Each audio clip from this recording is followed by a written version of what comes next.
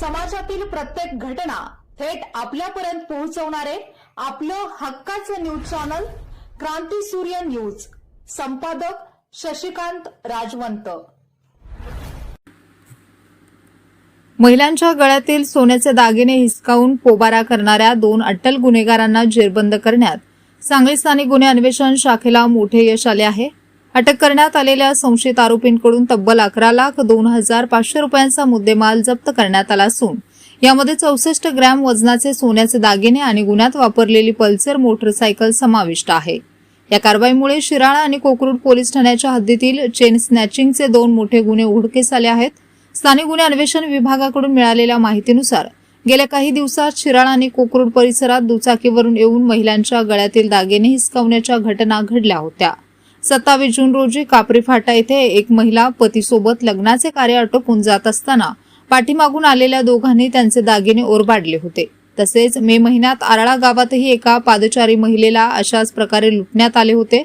या गुन्ह्यांचे गांभीर्य ओळखून सांगलीचे पोलीस अधीक्षक तुषार दोशी आणि अप्पर पोलीस अधीक्षक कल्पना बारवकर यांनी स्थानिक गुन्हे अन्वेषण शाखेला तातडीने कारवाईचे आदेश दिले होते। त्यानुसार पोलीस निरीक्षक संजीव झाडे यांच्या मार्गदर्शनाखाली पोलीस उपनिरीक्षक महादेव पोवार यांचे एक विशेष पथक सीसीटीव्ही फुटेज आणि तांत्रिक माहितीच्या आधारे तपासात गुंतले होते। दरम्यान एलसीबीचे अंमलदार सुरेश थोरात, संकेत कानडे, ऋषिकेश सदामते आणि अभिजित माळकर यांना गोपनीय बातमीदारामार्फत महत्वाची माहिती मिळाली।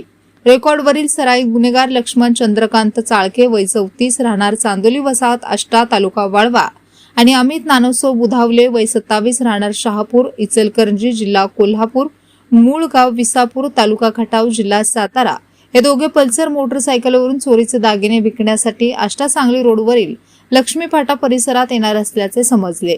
या माहितीच्या आधारे पोलिसांनी लक्ष्मी फाटा परिसरात सापळा रचला आणि संशयित दोघे तिथे येताच त्यांना पळून जाण्याची संधी न देता अत्यंत शिताफीने ताब्यात घेतले। पोलिसांनी पंचांसमक्ष घेतलेल्या अंगझडतीत आरोपींच्या पॅन्टच्या खिशात सोन्याचे दागिने मिळून आले। सुरुवातीला त्यांनी उडवाउडवीची उत्तरे दिली, मात्र पोलिसांनी अधिक विश्वासात घेऊन चौकशी केली असता त्यांनी कापरी फाटा आणि आराळा परिसरात केलेल्या दोन्ही चोऱ्यांची कबुली दिली।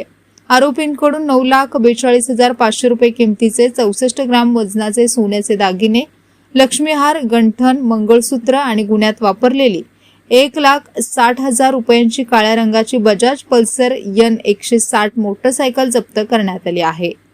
अटक करण्यात आलेले दोन्ही आरोपी रेकॉर्डवरील गुन्हेगार असून संशयित आरोपी लक्ष्मण चाळके याच्यावर सांगली व कोल्हापूर जिल्ह्यात आधीच चेन स्नॅचिंगचे गुन्हे दाखल आहेत, तर संशयित आरोपी अमित बुधावले याच्यावर खून आणि खुनाचा प्रयत्न यासारखे अत्यंत गंभीर गुन्हे दाखल आहेत।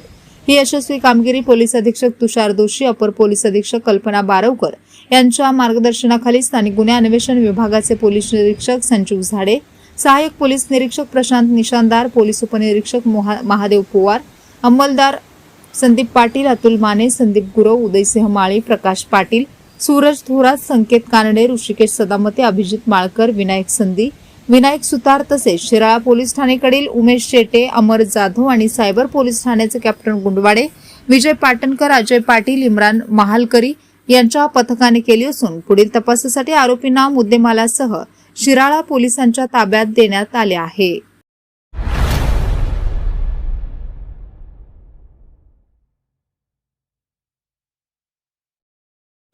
क्रांती सूर्य न्यूज। संपादक शशिकांत राजवंत। सबस्क्राइब करा,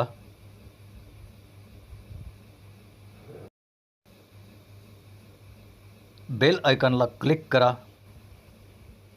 आणि लाईक करायला विसरू नका।